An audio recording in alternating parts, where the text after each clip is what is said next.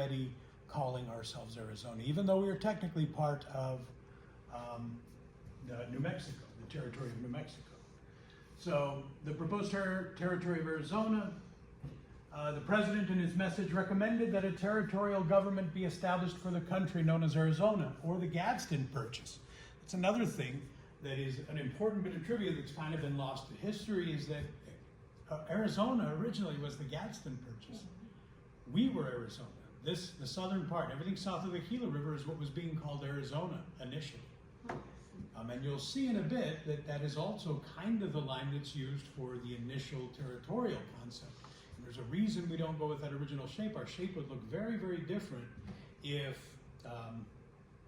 the Civil War hadn't happened.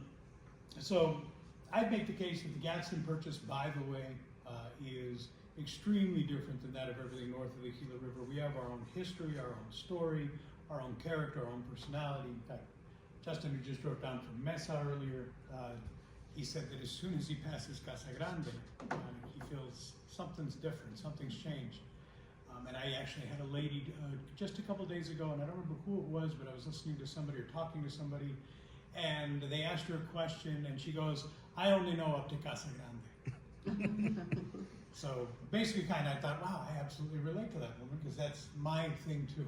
I am more of a Gadsden Purchase, whatever you want to call it, but everything south of the Gila River, the development, the history, and everything north of the Gila River, East Phoenix, is very different than ours. And we have just a completely different path, and a completely different character still. But they are already proposing that as early as the 1850s, new territory of Arizona, better known as the Gadsden Purchase, lies between the 31st and 33rd parallels of latitude, which is bounded on the North Gila River.